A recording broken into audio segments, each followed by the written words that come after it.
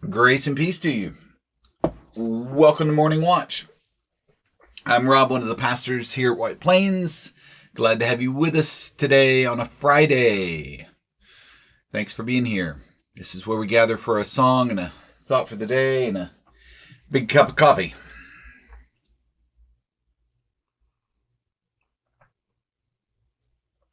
Yes, ma'am. Terry, TGIF.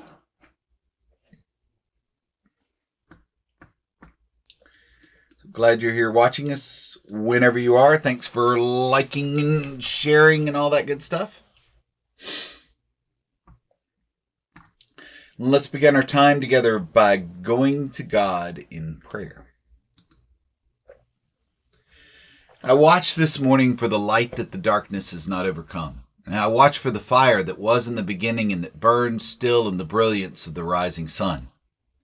I watch for the glow of life that gleams in the growing earth and glistens in sea and sky.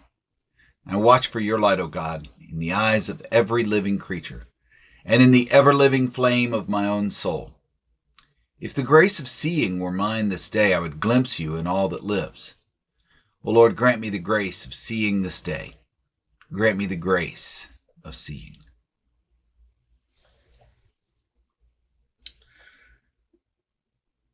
Amen and amen. Morning, Vernon. Morning, Keith. Morning, Robin. And good morning to you whenever you're watching. Thanks for being here.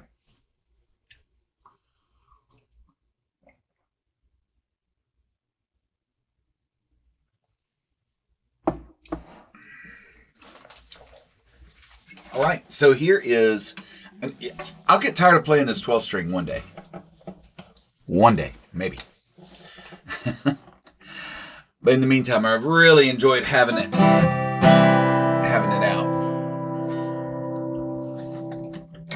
So here's a song that goes with the reading for today, Lord of the Dance, from 1963, right?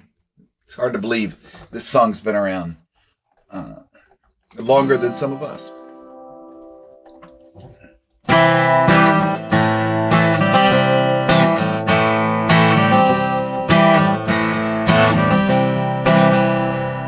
I danced in the morning when the world was begun, and I danced in the moon and the stars and the sun. I came down from heaven and I danced on the earth at Bethlehem. I had my Lord dancing wherever you may be. I am the Lord of the dance, said he.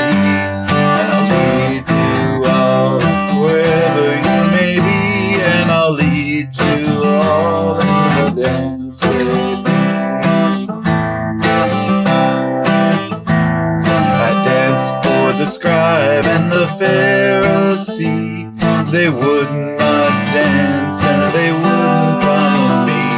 I danced for the fishermen, for James and John. The king grew me and the dance went on. Dance then wherever you may be. I am the Lord of the dance, said he. I'll lead you all wherever you may be, and I'll lead you all in the dance, said he. I danced on the Sabbath and I cured the lame. The holy people said it was a shame.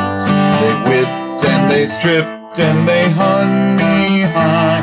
They left me there on a cross to die.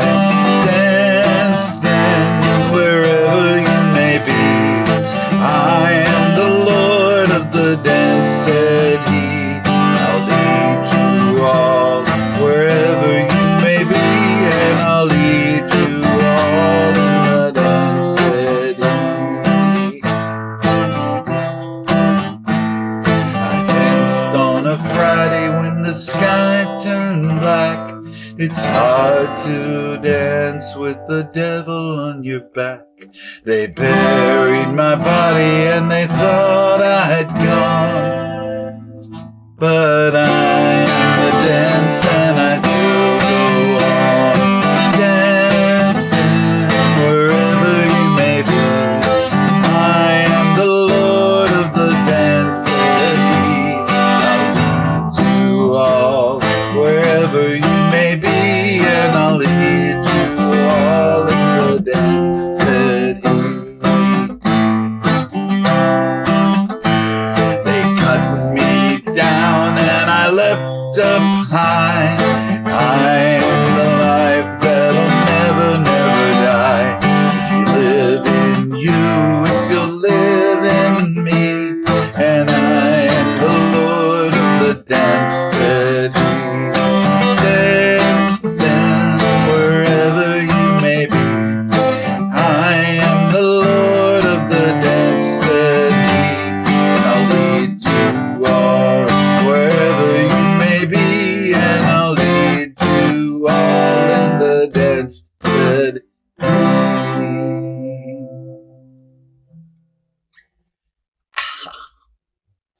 You know, I am so used to playing my my C chords the easy way in the key of G, right? So, you know, just starting in the key of G and then going to a C chord is just like that, right?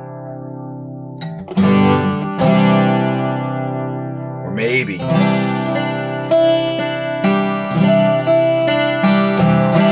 I'm so used to that when the time comes to actually bend my fingers into position for a traditional C chord, especially on a 12 string, especially, right? My hand's not used to that. Oh well, first world problems, right? Hey, yeah, I like that key too, Robin. Thanks. Thanks, Emma. Yeah, you and Terry know all about that folk mass. Y'all could share some memories of that. Thanks, Steve. All right. So here's why I picked that song today. Because the reading is from Martha Graham, famous dancer, choreographer, Martha Graham. This was from the original 1950s series of This I Believe from NPR. So here's one that's 76 years old. Is that my math? 70 years old? Martha Graham. She writes, I believe that we learn by practice. Whether it means to learn by dancing, whether it means to learn to dance by practicing dancing, or to learn to live by practicing living. The principles are the same. In each, it is the performance of a dedicated, precise set of acts, physical or intellectual, from which comes shape of achievement, a sense of one's being, a satisfaction of spirit. One becomes, in some area, an athlete of God. Practice means to perform over and over again, in the face of all obstacles, some act of vision, of faith, of desire. Practice is a means of inviting the perfection desired. I think John Wesley would like that statement. I think the reason dance has held such an ageless magic for the world is that it has been the symbol of the performance of living. Many times I hear the phrase, the dance of life. It is close to me for a very simple and understandable reason. The instrument through which the dance speaks is also the instrument through which life is lived, the human body. It is the instrument by which all the primaries of experience are made manifest. It holds in its memory all matters of life and death and love. Dancing appears glamorous, easy, delightful, but the path to the paradise of that achievement is not easier than any other. There is fatigue so great that the body cries, even in its sleep. And there are times of complete frustration. There are daily small deaths. Then I need all the comfort that practice has stored in my memory and a tenacity of faith. But it must be the kind of faith that Abraham had, wherein he, quote, staggered not at the promise of God through unbelief.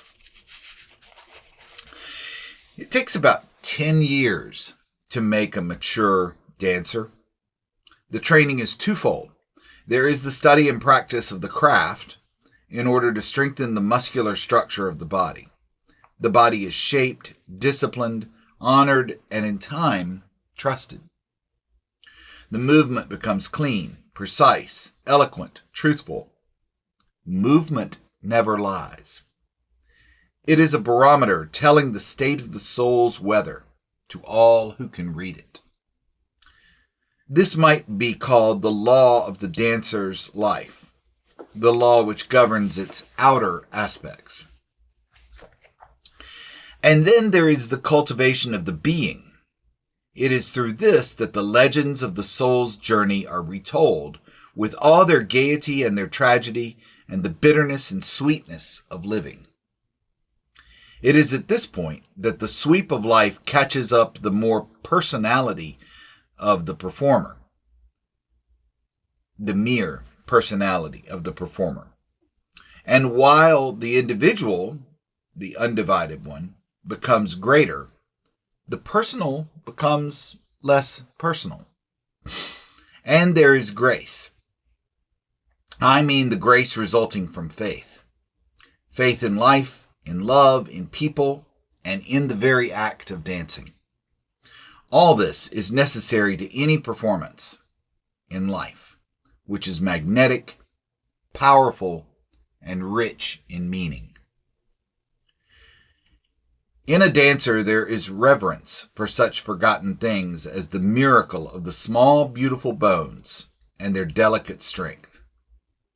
In a thinker, there is reverence for the beauty of the alert and directed and lucid mind.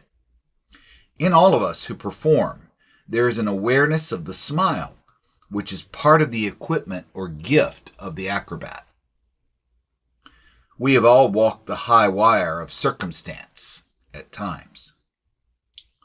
We recognize the gravity pull of the earth as he does. The smile is there because he is practicing living at that instant of danger. He does not choose to fall.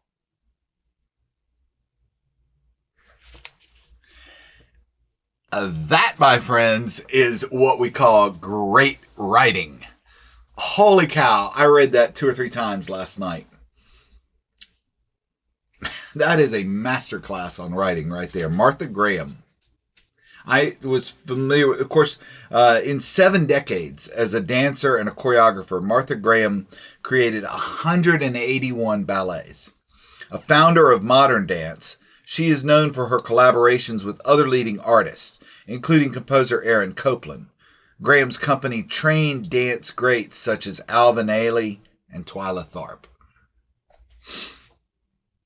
Yeah, I had heard the name, but was not really familiar, and certainly was not familiar with her writing. This makes me want to go look and see if she has written more, or perhaps see if this clip is available on the This I Believe website. They have many of the recordings from the original 1950s radio series. And the introductions, of course, are by Edward R. Murrow in that great voice. So, yeah, might be worth looking up. Yeah, isn't that great, Floretta? Yeah, I could just read that again. As someone who loves to read and loves to read aloud, that's a joy. So, all right, well, thanks for being here. May you dance on that high wire with the smile that comes from the confidence within and the faith that sustains you. Right? May you find peace and purpose in this day. I will look forward to seeing you again on Tuesday for another morning watch. I hope to see you in church on Sunday. as Pastor Kelly Lynn continues preaching on the parables of Jesus, the short stories of Jesus. This Sunday, we're talking about one sentence where Jesus says the kingdom of heaven is like the leaven in the bread, the woman who places leaven in the bread. I can't wait to see where she's going to take that and what we're going to learn together as we gather to worship God. I'll see you Tuesday. Have a great weekend. Talk to you soon.